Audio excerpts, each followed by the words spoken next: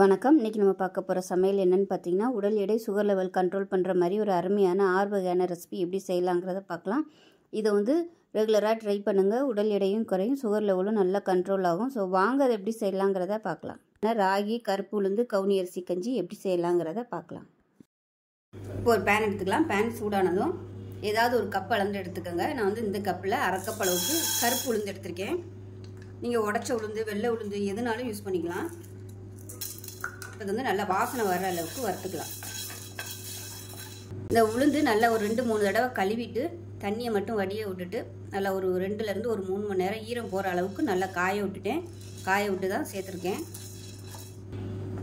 உளுந்து நல்லா வாசனை வர ஆரம்பிச்சிருச்சு. இப்போ இதை வேறு பிளேட்டுக்கு மாற்றிக்கலாம். இப்போ அதே போல் எந்த கப்பில் எடுத்தோமோ அதே கப்பில் அரை கப் அளவுக்கு ராகி எடுத்திருக்கேன். அதாவது கேழ்வரகு, முழு கேழ்வரகு. இதுவும் நல்லா கழுவி காய விட்டு எடுத்து வச்சுருக்கிறேன். இப்போ இதையும் நல்லா வாசனை வர அளவுக்கு வறுத்துக்கலாம். ஏன்னா ராகிலெல்லாம் பார்த்திங்கன்னா தூசி, மண் எல்லாமே நிறையா இருக்கும். அதனால் நல்லா கழுவி வடியை விட்டுட்டு நல்லா காய விட்டுட்டு இந்த மாதிரி வறுத்து எடுத்து வச்சுட்டோம்னா நல்லாயிருக்கும். இப்போ இது கூடவே 2 பாதாம் பருப்பு, 2 முந்திரி பருப்பு சேர்த்துக்கலாம். 1 டேபிள் ஸ்பூன் வர மாதிரி கருப்பு கவுனி அரிசி சேர்த்துக்கலாம். இப்போ இது எல்லாமே நல்லா வறுத்துது. இப்போ இது கூடவே ஒரு ஏலக்காய் சேர்த்துக்கலாம். அது கூட நல்லா ஒரு டீஸ்பூன் அளவுக்கு சுக்குத்தூள் அதையும் சேர்த்துக்கலாம். இதோட சேர்த்து வறுத்துக்கலாம். இப்போ இது எல்லாமே நல்லா வறுபட்டுருச்சு. இதையும் வேறு பிளேட்டுக்கு மாற்றிக்கலாம். இப்போ இது ஆறுனதுக்கப்புறமா மிக்சி ஜாரில் சேர்த்துட்டு நல்லா நைஸாக அரைச்சிக்கலாம். இப்போ மிக்சி ஜாரில் சேர்த்துட்டு நல்லா நைஸாக அரைச்சாச்சு. இப்போ அரைச்சதுலேருந்து ஏதாவது ஒரு கப்பில் எடுத்துக்கலாம். நான் இந்த கப்பில் 1 கப் அளவுக்கு எடுக்கிறேன். இப்போ இந்த கப்பில் 1 கப் அளவுக்கு எடுத்துருக்கேன். இதை சேர்த்துக்கலாம். இப்போ 1 கப் எடுத்ததுக்கு இதே கப்பில் நல்லா ஒரு 6லேருந்து 7 கப் அளவுக்கு தண்ணி ஊற்றிக்கலாம். 6 கப்பு ஊற்றிருக்கேன். பத்தலைன்னா நம்ம சேர்த்துக்கலாம். இதை நல்லா கலந்து விட்டுட்டு கேஸ் ஆன் பண்ணிக்கலாம். இப்போ கேஸ் ஆன் பண்ணிட்டேன். ஆன் பண்ணிவிட்டு நல்லா கைவிடாமல் ஒரு 2லேருந்து ஒரு 3 நிமிஷம் கிளறி விட்டுட்டே இருக்கலாம். இல்லைன்னா அடியில் உட்காந்துரும். மேலாப்பில் அப்படியே பொங்கி நுரைச்சி வரும். அந்த ஸ்டேஜில் அடுப்பு நல்லா சிம்மில் விட்டுட்டு நல்லா மிதமான தீயில் நல்லா கொதிக்கட்டும். நல்லா அப்படியே பளபளன்னு வரும் சைனிங்காக. அந்த ஸ்டேஜில் நம்ம மாற்றிடலாம். இப்போ நல்லா கெட்டியாயிருச்சு. இந்த ஸ்டேஜில் எந்த கப்பில் எடுத்தோமோ அதே கப்பில் 1.5 கப் அளவுக்கு சர்க்கரை சேர்த்துக்கலாம். இது ஆர்கானிக் சர்க்கரை தான், அதனால் அப்படியே சேர்த்துக்கலாம். நீங்கள் வெல்லம் வச்சுருந்தீங்கன்னா வடிகட்டிட்டு சேர்த்துக்கோங்க. 1.5 கப் அளவுக்கு எடுத்து சேர்த்துட்டு கலந்து விட்டுருவோம். இப்போ சர்க்கரை சேர்த்து நல்லா கொதிச்சுக்கிட்டு இருக்குது. இந்த ஸ்டேஜில் கெட்டியாக இருக்கிற மாதிரி தோணுச்சுன்னா தண்ணி சேர்த்துக்காங்க. நான் சுடு தண்ணி பக்கத்துலேயே சூடு பண்ணி வச்சுருக்கேன். அந்த தண்ணியை சேர்த்துக்கிறேன். ஏன்னா ஆறுச்சுன்னா இன்னுமே நல்லா கெட்டியாக வரும்.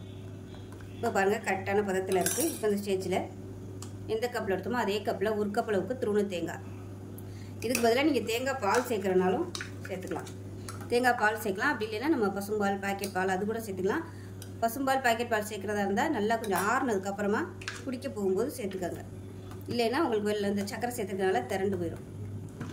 அவ்வளோதான். இப்போ தேங்காய் சேர்த்துட்டு 1 நிமிஷம் அப்படியே சிம்மில் கொதிக்கட்டும். இப்போ நல்லா கொதிச்சிருச்சு, அமர்த்திடலாம். இப்போ நல்லா கொதிச்சிருச்சு, அமர்த்திடலாம். அருமையான ராகி கருப்பு உளுந்து கஞ்சி ரெடி ஆயிடுச்சு. நல்ல ஒரு ஆரோக்கியமான ரெசிபி. நல்ல உடம்புக்கு ஸ்ட்ரென்த்து கொடுக்கும். கால்சியம் சத்து அதிகமான ஒரு கஞ்சி இது. ஸோ செஞ்சு பாருங்கள். செஞ்சு பார்த்துட்டு எப்படி வந்துச்சுங்கிறத சொல்லுங்கள். வீடியோ பிடிச்சிச்சுன்னா லைக் பண்ணுங்கள், கமெண்ட் பண்ணுங்கள், சேனலை சப்ஸ்கிரைப் பண்ணுங்கள், பக்கத்தில் பெல் பட்டனையும் ப்ரெஸ் பண்ணுங்கள். நன்றி. சுகர் லெவல் கண்ட்ரோல் பண்ணுற மாதிரி ஒரு அருமையான கஷாயம் எப்படி செய்யலாங்கிறத பார்க்கலாம். இப்போ ஒரு பேன் எடுத்துக்கலாம். இதில் நல்லா ஒரு 250 ml அளவுக்கு தண்ணி சேர்த்துக்கலாம். அதாவது 2 டம்ளர் அளவுக்கு தண்ணி சேர்த்துக்கலாம்.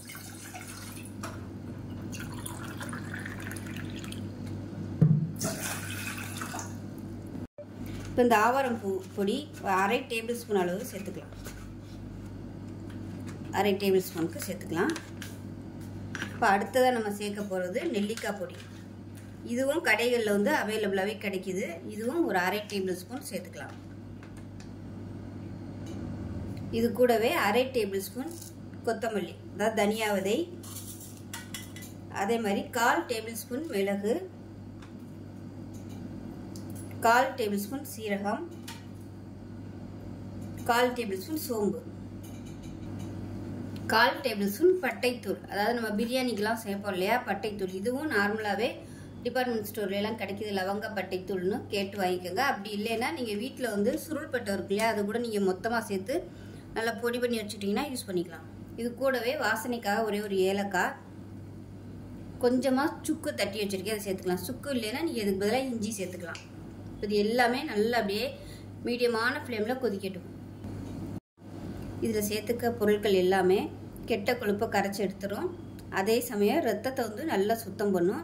இது வந்து வெயிட் லாஸ் பண்ணுறதுக்கு மட்டும் இல்லாமல் சுகர் லெவல் வந்து கண்ட்ரோல் பண்ணுறதுக்கும் இந்த டீ வந்து குடிச்சிங்கன்னா உங்களுக்கு நல்லா கண்ட்ரோல் ஆகும். வெயிட்டும் லாஸ் ஆகும், சுகர் கண்ட்ரோலும் நல்லா வரும். இப்போ நல்லா மீடியமான ஃப்ளேமில் நல்லா கொதிக்க விட்டாச்சு. நல்ல ஒரு வாசனையும் வருது. இப்போ இதை வந்து வடிகட்டிக்கலாம். டெய்லி எடுத்துக்க முடியலைனாலும் வாரத்தில் ஒரு 2 இல்லை ஒரு 3 நாளாவது இந்த மாதிரி கஷாயம் வச்சு சாப்பிடுங்க. உடம்புல உள்ள வந்து கெட்ட கொழுப்பு எல்லாமே கரைஞ்சி வந்துடும். கெட்ட கொழுப்பு வந்து சேர விடாது. சின்னதாக ஒரு அரை மூடி அளவுக்கு லெமன் ஜூஸ் வந்து பிழிஞ்சு விட்டுக்கலாம். லைட்டாக ஆறட்டும். ஆறுனதுக்கப்புறமா லெமன் ஜூஸ் வந்து பிழிஞ்சு விட்டுக்கோங்க. இது வந்து நம்ம சேர்த்துருக்க பொருட்கள் எல்லாமே உடம்புல வந்து அப்சர்வ் பண்ணுறதுக்காக இந்த லெமன் ஜூஸ் வந்து நம்ம சேர்க்குறோம். நல்ல ஒரு எதிர்ப்பு சக்தியும் கிடைக்கும் இந்த கஷாயம் சாப்பிடும்போது. ஏன்னா நெல்லிக்காய் பொடியெல்லாம் போட்டிருக்கனால விட்டமின் சி சத்து வந்து நல்லா அதிகமாக இருக்கும். இப்போ இதில் வந்து தேன் சேர்த்துக்கலாம். தேன் சேர்க்கும் போதும் வெது வெதுப்பாக சேர்க்கணும். தண்ணி அந்த கஷாயம் வந்து ரொம்ப சூடாக இருக்கக்கூடாது, வெது வெதுன்னு இருக்கணும். உங்களோட விருப்பத்துக்கு தகுந்த மாதிரி தேன் சேர்த்துக்கோங்க. இதுவும் நல்ல வெயிட் லாஸ் பண்ணுறதுக்கு நல்லா ஹெல்ப் பண்ணும். அவ்வளோதான். இப்போ நமக்கு குடிக்கிறதுக்கு ரெடியாக இருக்குது. காலையில் வெறும் வயிற்றில் காஃபி டீக்கு பதிலாக இந்த மாதிரி எடுத்துகிட்டு வந்தீங்கன்னா கண்டிப்பாக உங்களுக்கு வெயிட் லாஸ் நல்லா ஆகும். சுகர் லெவலும் நல்லா கண்ட்ரோல் பண்ணும். சுகர் லெவல் வந்து கண்ட்ரோல் பண்ணணும்னு நினச்சிங்கன்னா தேன் சேர்க்காமல் நீங்கள் வந்து அப்படியே சாப்பிட்லாம். ஸோ அவ்வளோதான். செஞ்சு பாருங்கள். செஞ்சு பார்த்துட்டு எப்படி வந்துச்சுங்கிறத சொல்லுங்கள். வீடியோ பிடிச்சிச்சுன்னா லைக் பண்ணுங்கள், கமெண்ட் பண்ணுங்கள், சேனல் சப்ஸ்கிரைப் பண்ணுங்கள், பக்கத்தில் உள்ள பெல் பட்டனையும் ப்ரெஸ் பண்ணுங்கள். நன்றி. அருமையான கொள்ளு சூப் எப்படி செய்யலாங்கிறத பார்க்கலாம். இப்போ ஒரு பேன் எடுத்துக்கலாம். மெஷரிங் கப்பில் 1/2 கப் அளவுக்கு கொள்ளு எடுத்துருக்கேன். இப்போ இது வந்து வாசனை வர அளவுக்கு வறுத்துக்கலாம். இது வந்து கொஞ்சம் கூட செஞ்சு நம்ம பொடியை அரைச்சி வச்சுட்டோம்னா நம்ம எப்போ தேவைப்படுதோ அந்த சமயம் வந்து டக்குன்னு நம்ம சூப்பு செஞ்சிடலாம். இது நல்லா படப்படன்னு பொரியணும், அந்தளவுக்கு நல்லா வறுத்து விட்டுக்கலாம். இப்போ கொள்ளு வந்து நல்ல கலர் மாறிடுச்சு. இப்போ 1 டேபிள் ஸ்பூன் அளவுக்கு சீரகம் சேர்த்துக்கலாம். அதே மாதிரி 1/2 டேபிள் ஸ்பூன் அளவுக்கு மிளகு சேர்த்துக்கலாம். இப்போ இந்த சூட்டோட இதையும் சேர்த்து வறுத்துக்கலாம்.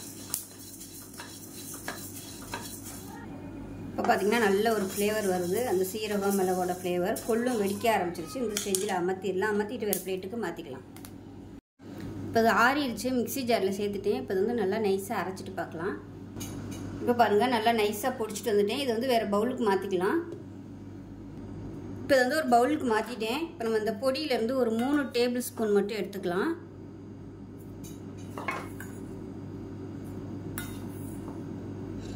3 டேபிள் ஸ்பூன் எடுத்திருக்கேன். இதிலேருந்து 3 டேபிள் ஸ்பூன் மட்டும் எடுத்திருக்கேன். மிச்சம் இருக்குது. இது இன்னொரு தடவை நீங்கள் சூப் வைக்கிறதுக்கு யூஸ் பண்ணிக்கலாம். ஃப்ரிட்ஜில் வந்து வைக்கிறன்னு அவசியம் இல்லை. ஒரு வாரத்துக்கு வெளியில் வச்சுருந்தீங்கனாலும் ஒன்றும் ஆகாது. இப்போ இந்த வறுத்த பொடியில் மீடியம் சைஸாக ஒரு 2 தக்காளி சேர்த்துக்கலாம், கட் பண்ணி வச்சதை. இது கூடவே 10 சின்ன வெங்காயம் சேர்த்துக்கலாம். இது கூடவே ஒரு 5 பல் பூண்டு சேர்த்துக்கலாம். இப்போ இதை வந்து நல்லா அரைச்சிட்டு வந்துடலாம். இப்போ ஒரு குக்கர் எடுத்துக்கலாம். இப்போ நம்ம அரைச்சி வச்ச அந்த பேஸ்ட் வந்து இதை சேர்த்துக்கலாம்.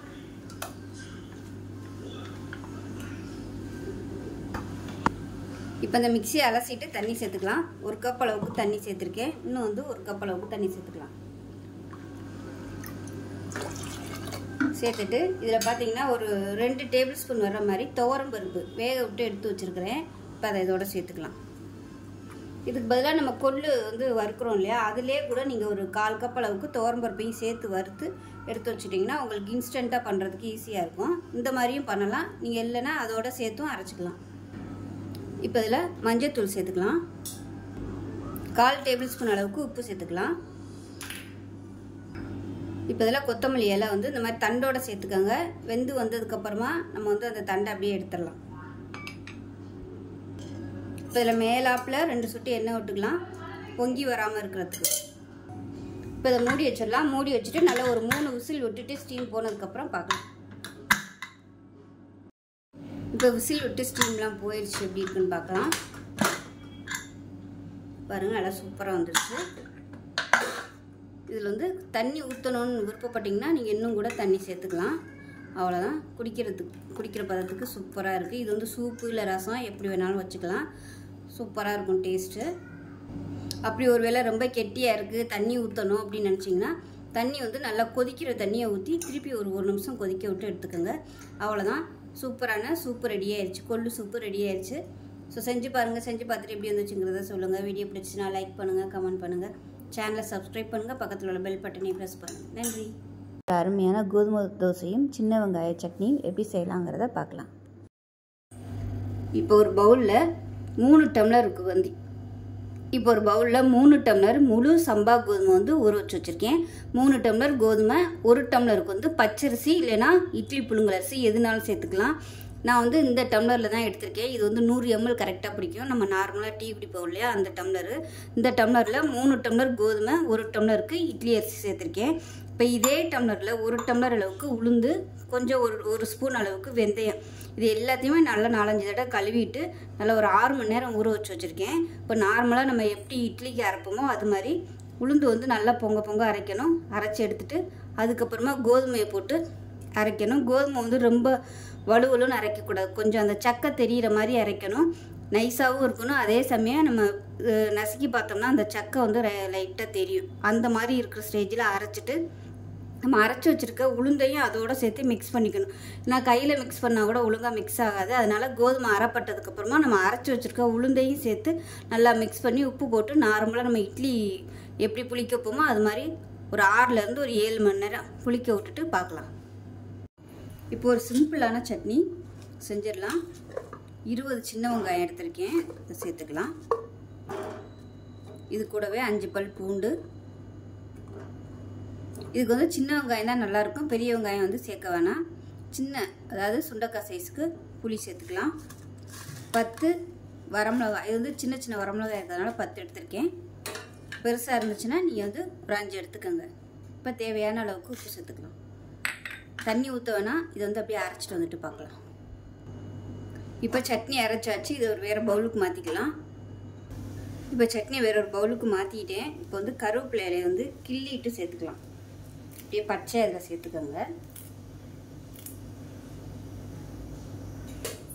இப்போ தாளிக்கிற கரண்டியில் நல்லெண்ணெய் வந்து நல்ல ஒரு 5 டேபிள் ஸ்பூன் அளவுக்கு நல்லெண்ணெய் சேர்த்துருக்கேன். ஏன்னா அது கார சட்னிங்கிறதுனால நல்லெண்ணெய் நிறைய சேர்த்தோம்னா தான் அந்த காரத்தை வந்து பேலன்ஸ் பண்ணும். இப்போ அந்த சூட்டோடு அந்த சட்னி தான் ஊற்றிக்கலாம்.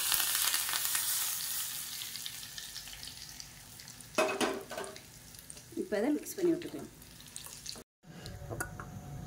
இப்போ பாருங்கள், ஆட்டி கரைச்சி வச்ச மாவு நல்லா புளிச்சிருச்சு. நல்லா ஒரு 7 மணி நேரம் புளிக்க விட்டுட்டேன். கிளைமேட் வந்து இப்போ வெயில் இல்லாமல் மழையாக இருக்கிறதுனால இந்த அளவுக்கு பொங்கி இருக்கு, இல்லைன்னா நல்லாவே நிறைய பொங்கி வரும். இப்போ கல் காய வச்சு நம்ம ஊற்றிக்கலாம். இதே மாவில் நீங்கள் இட்லியாக ஊற்றுறதுனாலும் ஊற்றிக்கலாம். நான் இன்றைக்கி வந்து தோசை தான் ஊற்ற போகிறேன். இப்போ கல் நல்லா காஞ்சிருச்சு, தோசையாக ஊற்றிக்கலாம். நார்மலாக நம்ம மெல்லிஸாக எப்படி தோசை ஊற்றுவோமோ அந்த மாதிரியே ஊற்றிக்கலாம், நல்லா சூப்பராக வரும். இல்லை கனமாக ஊற்றுறதுனாலும் நீங்கள் ஊற்றிக்கலாம். நம்ம முழு கோதுமையை வந்து நம்ம அப்படியே யூஸ் பண்ணியிருக்கிறதுனால இதில் வந்து நிறைய சத்துக்கள் இருக்குது. டயபெட்டிக்காக இருக்கிறவங்க இந்த மாதிரி தோசை சாப்பிட்டிங்கன்னா நல்லா ஹெல்த்தியாகவும் இருக்கும். வெயிட் லாஸ் பண்ணணும்னு நினைக்கிறவங்க இந்த மாதிரி கோதுமை தோசை சாப்பிட்டுக்கலாம். ரேஷனில் கிடைக்கிற கோதுமையை இந்த மாதிரி நம்ம இட்லியோ தோசையோ செஞ்சு சாப்பிட்லாம். டேஸ்ட் நல்லா அட்டகாசமாக இருக்கும். அப்படி இல்லைன்னா நம்ம கோதுமையை வந்து மாவை அரைச்சி கூட நம்ம வெறும் உளுந்து மட்டும் அரைச்சி அதோட மிக்ஸ் பண்ணி மறுநாள் காலையில் புளிக்க வச்சு இட்லி தோசையை ஊற்றிக்கலாம். அது நான் அடுத்த வீடியோவில் அது எப்படி செய்கிறதுங்கிறத போடுறேன். மாவு வந்து நல்லா இந்த மாதிரி தடவி விட்டுருங்க. இது கொஞ்சம் லேட்டாகும், ஏன்னா கோதுமை தோசை தானே, வேகிறதுக்கு வந்து கொஞ்சம் லேட்டாகும். ஆனால் நல்லா கிறிஸ்பியாக வரும், வாசனையும் சூப்பராக இருக்கும். இப்போ பாருங்கள், தோசை நல்லா இந்த அளவுக்கு கிறிஸ்பியாக வந்துருக்குன்னா அதுவாக அப்படியே எலும்பி வருது பாருங்கள். டேஸ்ட்டும் நல்லா அட்டகாசமாக இருக்கும்.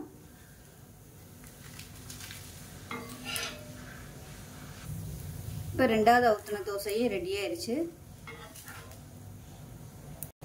இப்போ பாருங்கள், தோசையும் ரெடி ஆயிடுச்சு. சூப்பரான சிம்பிளான ஒரு கார சட்னி. இது வந்து நான் காலையில் வச்சுருந்த மீன் மேக்கர் குழம்பு. ஸோ இதுவுமே நல்லாயிருக்கும். சாம்பார், சட்னி, பூண்டு சட்னி வந்து இதுக்கு ரொம்பவே ஆப்டாக இருக்கும். தேங்காய் சட்னி கூட சூப்பராக இருக்கும். ஸோ இதே மாதிரியே செஞ்சு பாருங்கள். செஞ்சு பார்த்துட்டு எப்படி வந்துச்சுங்கிறத சொல்லுங்கள். வீடியோ பிடிச்சிச்சுன்னா லைக் பண்ணுங்கள், கமெண்ட் பண்ணுங்கள், சேனலை சப்ஸ்கிரைப் பண்ணுங்கள், பக்கத்தில் உள்ள பெல் பட்டனையும் ப்ரெஸ் பண்ணுங்கள். நன்றி. பேர் மாப்பிள்ளை சம்பா அரிசி இட்லி எப்படி செய்யலாங்கிறத பார்க்கலாம். ஒரு பவுல் எடுத்துக்கலாம். இதில் வந்து நான் இந்த டம்ளரில் தான் அளக்குறேன். ஸோ நீங்கள் வந்து எந்த டம்ளர் கப்பு வேணாலும் யூஸ் பண்ணிக்கலாம். இது 1 டம்ளருக்கு நரிப்பயிர் சேர்த்துக்கலாம். இன்னொரு டம்ளர் சேர்த்துக்கலாம். 2 டம்ளருக்கு நரிப்பயிறு சேர்த்துருக்கேன். இப்போ அதே டம்ளரில் 2 டம்ளர் அளவுக்கு மாப்பிள்ளை சம்பா அரிசி சேர்த்துக்கிறேன். இதுக்கு பதிலாக சாதாரண அரிசியும் சேர்த்துக்கலாம். ஸோ ஹெல்த்தியாக இருக்கணுங்கிறதுக்காக நான் வந்து மாப்பிள்ளை சம்பா அரிசி சேர்த்துருக்கேன். இப்போ இது நல்லா 4-5 தடவை கழுவிட்டு வந்துட்டு பார்க்கலாம். இப்போ நல்லா 4-5 தடவை கழுவிட்டு இப்போ தண்ணி ஊற்றிட்டு நல்லா ஒரு 6 மணி நேரம் ஊற வச்சுக்கலாம். இப்போ உளுந்து சேர்த்துக்கலாம். எந்த டம்ளரில் அரிசி எடுத்தோமோ அதே டம்ளரில் 1 டம்ளர் அளவுக்கு உளுந்து சேர்த்துக்கலாம். இப்போ இதையும் நல்லா கழுவிட்டு வந்துட்டு பார்க்கலாம். நல்லா கழுவிட்டு தண்ணி ஊற்றி ஊற வச்சுக்கலாம். இது வந்து ஒரு 2 மணி நேரம் ஊறுனா போதும். இதில் 1 டீஸ்பூன் அளவுக்கு வெந்தயம் சேர்த்துக்கலாம். இப்போ பாருங்கள், நான் சொன்ன அளவில் மாவு ஊற வச்சு நல்லா 5 மணி நேரம் கழித்து நல்லா நைஸாக ஆட்டிட்டேன். அரிசியும் பருப்பையும் கொஞ்சம் அதாவது பரப்பரன்னு இருக்கிற மாதிரி அரைச்சிக்கணும். உளுந்து வந்து எப்பயும் போல் தனியாக போட்டு பொங்க அரைச்சிக்கணும். அரைச்சிட்டு உப்பு போட்டு நல்லா ஒரு நாள் நைட்டு புளிக்க வச்சுட்டேன். இதுக்கு வந்து ஒரு நாள் நைட்டு தேவைப்பட்டது. சீக்கிரமாகவே புளிச்சிடும். குறைஞ்சது ஒரு 6 மணி நேரம் மட்டும் விட்டிங்கனாலே போதும். ஏன்னா பயிருங்கிறதுனால சீக்கிரமாகவே பொங்கி வந்துடும். அதே சமயம் டப்பாவில் ஊற்றும் போது பெரிய டப்பா ஊற்றிக்கோங்க, இல்லைன்னா பொங்கி கீழே விழுஞ்சிடும். இப்போ பாருங்கள், நல்லா அருமையாக புளிச்சு சூப்பராக வந்திருக்கு. இப்போ நம்ம இட்லி தட்டில் ஊற்றிக்கலாம். இப்போ பாருங்கள், தண்ணி நல்லா கொதிக்க ஆரம்பிச்சிருச்சு. நான் வந்து இட்லி தட்டில் ஊற்றிருக்கேன். நீங்கள் என்ன தடவி ஊற்றுறதுனாலும் அந்த மாதிரியும் பண்ணிக்கலாம்.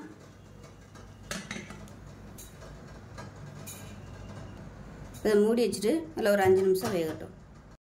இப்போ இட்லி வந்துருச்சான்னு பார்க்கலாம். இட்லி நல்லா சாஃப்டாக சூப்பராக வந்துருச்சு. எடுத்துடலாம். அதை வந்து இட்லி எடுத்தாச்சு. இது ஆறணும். உடனே சூடோடு எடுத்திங்கன்னா உங்களுக்கு கையிலெல்லாம் ஒட்டும். அது கொஞ்சம் ஆறட்டும். இப்போ பாருங்கள், இட்லி வந்து நல்லா ஆறிடுச்சு. பாருங்கள், சூப்பராக இருக்குது. நார்மலாக நம்ம இட்லி பண்ணால் எப்படி இருக்குமோ அந்த மாதிரி தான் இருக்குது. பாருங்கள், நல்லா டேஸ்ட்டு பார்த்திங்கன்னா அருமையாக இருக்கும். இது வந்து நம்ம பிளேட்டுக்கு மாற்றிக்கலாம். இதே மாவில் தோசை, ஊத்தப்பம் எல்லாமே ஊற்றிக்கலாம். நான் வந்து தோசையும் ஊற்றி காமிச்சிருக்கேன். இட்லி தோசை ரெண்டுமே சூப்பராக வரும். இந்த இட்லியோட எது வேணாலும் நம்ம வச்சுக்கலாம். மட்டன் குழம்பு, சிக்கன் குழம்பு, எந்த சைடிஷ் வச்சாலும் இதுக்கு சூப்பராக இருக்கும். கார சட்னி இதெல்லாம் பெஸ்ட்டாக இருக்கும். நான் வந்து இன்றைக்கி சாம்பார், தக்காளி சட்னி, தேங்காய் சட்னியோட சர்வ் பண்ணியிருக்கேன். எல்லாமே சூப்பராக இருக்கும். ஸோ செஞ்சு பாருங்கள். செஞ்சு பார்த்துட்டு எப்படி வந்துச்சுங்கிறத சொல்லுங்கள். வீடியோ பிடிச்சிச்சுன்னா லைக் பண்ணுங்கள், கமெண்ட் பண்ணுங்கள், சேனலை சப்ஸ்கிரைப் பண்ணுங்கள், பக்கத்தில் உள்ள பெல் பட்டனையும் ப்ரெஸ் பண்ணுங்கள். நன்றி. அருமையான சித்திரத்தை கஷாயம் எப்படி செய்யலாங்கிறத பார்க்கலாம். இப்போ ஒரு பேன் எடுத்துக்கலாம். இதில் 2 டம்ளர் அளவுக்கு தண்ணி சேர்த்துக்கலாம். அதாவது 200 ml தண்ணி.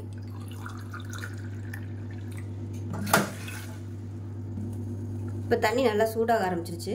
1/4 டேபிள் ஸ்பூன் அளவுக்கு சுக்குத்தூள். சுக்கு வந்து தட்டிட்டு சேர்த்துக்கோங்க. அதே மாதிரி ஒரு 1/4 டேபிள் ஸ்பூன் அளவுக்கு மல்லி விதை. நான் வந்து முழுசாகவே சேர்க்குறேன். நீங்கள் வந்து கல்லில் 1-2 தட்டிட்டு கூட சேர்த்துக்கலாம். அதே போல் 1/4 டேபிள் ஸ்பூன் அளவுக்கு சித்திரத்தை வந்து ரொம்ப கம்மியாக எடுக்கணும். அதனால் இந்த அளவுக்கு மட்டும் எடுத்துக்கோங்க. அதே மாதிரி 2 ஓமவல்லி இலை. இதுக்கு பதிலாக வெத்தலை இருந்துச்சுனாலும் நீங்கள் வெத்தலை சேர்த்துக்கலாம். நான் வந்து வெத்தலைக்கு பதிலாக ஓமவல்லி சேர்க்குறேன். 2 சிட்டிகை அளவுக்கு மஞ்சத்தூள். இது வந்து வீட்டிலே அரைச்ச சுத்தமான மஞ்சத்தூள், கடையில் வாங்கினது கிடையாது. இப்போ நல்லா கொதிக்க ஆரம்பிச்சிருச்சு. அடுப்பு வந்து நல்லா சிம்மில் விட்டுருங்க. நல்லா 1 டம்ளராக வற்றணும். இது வந்து 2 பேர் சாப்பிட்லாம். அந்த தண்ணி வந்து சித்திரத்தையோட பெனிஃபிட்ஸ் பார்த்தீங்கன்னா, ஆஸ்துமா, இரைப்பு, இருமல் இந்த மாதிரி பிரச்சனை இருக்கிறவங்க சித்திரத்தை இந்த கஷாயம் எடுத்துகிட்டு வந்தீங்கன்னா உங்களுக்கு அந்த பிரச்சனையெல்லாம் சரியாகும். எலும்பு வந்து நல்லா ஸ்ட்ராங்காகும். மல்லி, சித்திரத்தை, கற்பூரவள்ளி, மஞ்சத்தூள், சுக்குத்தூள் இது 4மே ஆஸ்துமா, இரைப்பு, இருமல் எல்லாத்துக்குமே நல்லா கேட்கும். காய்ச்சல் வந்துருந்துச்சுன்னா இது மாதிரி கஷாயம் வச்சு கொடுங்க. 2 நாளில் அந்த காய்ச்சல் வந்து சரியாயிரும். நோய் எதிர்ப்பு சக்தி நல்லா அதிகமாகும். நுரையீரல் வந்து நல்லா சுத்தமாயிரும். நாள்பட்ட சளி இருந்துச்சுனாலும் உங்களுக்கு வந்து மோஷன் வழி அந்த சளி எல்லாமே வெளியே வந்துடும். இதுக்கு மிஞ்சின மருந்தே கிடையாதுங்கிற அளவுக்கு ரொம்ப அருமையான ஒரு கஷாயம் இது. கண்டிப்பாக ட்ரை பண்ணி பாருங்கள். 2வது வெயிட் லாஸ் பண்ணுறவங்களும் இந்த கஷாயம் குடிச்சிக்கலாம். ஏன்னா மல்லி, சுக்கு கொழுப்பு வந்து கரைக்கும். நல்ல கொழுப்பை வந்து மெயின்டைன் பண்ணும். கெட்ட கொழுப்பு வந்து கரைச்சி எடுத்துரும். அதனால் வெயிட் லாஸ் பண்ணுறவங்களும் இந்த கஷாயம் எடுத்துக்கலாம். பிளட் ப்ரெஷர் இருக்கவங்களும் இந்த கஷாயம் எடுத்துக்கலாம். பிளட் ப்ரெஷரையும் நல்ல கண்ட்ரோலுக்கு கொண்டு வரும். உடம்புல உள்ள நச்சுக்களை வந்து வெளியேற்றிடும். நுரையீரலில் வந்து பாக்டீரியா இன்ஃபெக்ஷன் இந்த மாதிரி கிருமிகள் இருந்துச்சுனாலும் இந்த கஷாயம் சாப்பிடும்போது எல்லாத்தையுமே கிளியர் பண்ணி விட்டுரும். நார்மலாக இருக்கும்போது ஒரு 15 நாளைக்கு ஒருக்க வந்து இந்த கஷாயம் எடுத்துக்கலாம். அப்படி காய்ச்சல், சளி பிரச்சனை இருக்கும்போது 3 வேளையும் இந்த ஒரு நாளைக்கு 3 வேளை இந்த கஷாயம் வந்து ஒரு 50 ml அளவுக்கு எடுத்துகிட்டு வந்தீங்கன்னா உங்களுக்கு நல்லாவே கேட்கும். சளி பிரச்சனைலாம் வரவே வராது. நல்லா குறைஞ்சிரும். காய்ச்சல் இருந்தாலும் டக்குன்னு குறைச்சிரும். காய்ச்சல், உடல் வலி ஏதாவது இருந்துச்சுனாலும் இந்த கஷாயம் சாப்பிடையில உங்களுக்கு எல்லாமே ரிலீஃப் ஆயிரும். அடுத்த நாளே உங்களுக்கு சரியாயிரும். பீரியட்ஸ் டயத்தில் வெறும் மல்லி விதையை போட்டு கஷாயம் செஞ்சு சாப்பிடும்போது பீரியட்ஸ்னால வரக்கூடிய அந்த வயிற்று வலி வந்து வராது. வயிற்று வலி இல்லாமல் உங்களுக்கு பீரியட்ஸ் வந்து முடிஞ்சிடும். ஸோ அவ்வளோ எஃபெக்டாக இருக்கும் அந்த மல்லியில். இப்போ பாருங்கள் நல்லா வத்திருச்சு. இப்போ அது வந்து வடிகட்டிக்கலாம். சித்திரத்தை பொடி நாட்டு மருந்து கடைகளிலே கிடைக்கும். மற்ற பொருட்கள் எல்லாமே நார்மலாக நம்ம வீட்டில் இருக்கிறது தான். சித்திரத்தை வந்து இப்போ மழை காலத்துக்கு வாங்கி வச்சுக்கோங்க, ரொம்பவே நல்லது. சளிக்கு வந்து நல்லா கேட்கும். அவ்வளோதான், நமக்கு இப்போ கஷாயம் ரெடி ஆயிடுச்சு. விருப்பப்பட்டால் தேன் கலந்து நீங்கள் சாப்பிட்டுக்கலாம். காய்ச்சல் இருக்கையில் ஸோ கண்டிப்பாக செஞ்சு பாருங்கள். நல்லா உங்களுக்கு வந்து ரிலீஃபாக இருக்கும், நல்லாவும் கேட்கும், நல்லா நோய் எதிர்ப்பு சக்தியும் கிடைக்கும். காய்ச்சல் 2 நாளில் சரியாயிரும். ஸோ செஞ்சு பாருங்கள். செஞ்சு பார்த்துட்டு எப்படி இருந்துச்சுங்கிறத சொல்லுங்கள். வீடியோ பிடிச்சினா லைக் பண்ணுங்கள், கமெண்ட் பண்ணுங்கள், சேனலை சப்ஸ்கிரைப் பண்ணுங்கள், பக்கத்தில் உள்ள பெல் பட்டனையும் ப்ரெஸ் பண்ணுங்கள். நன்றி.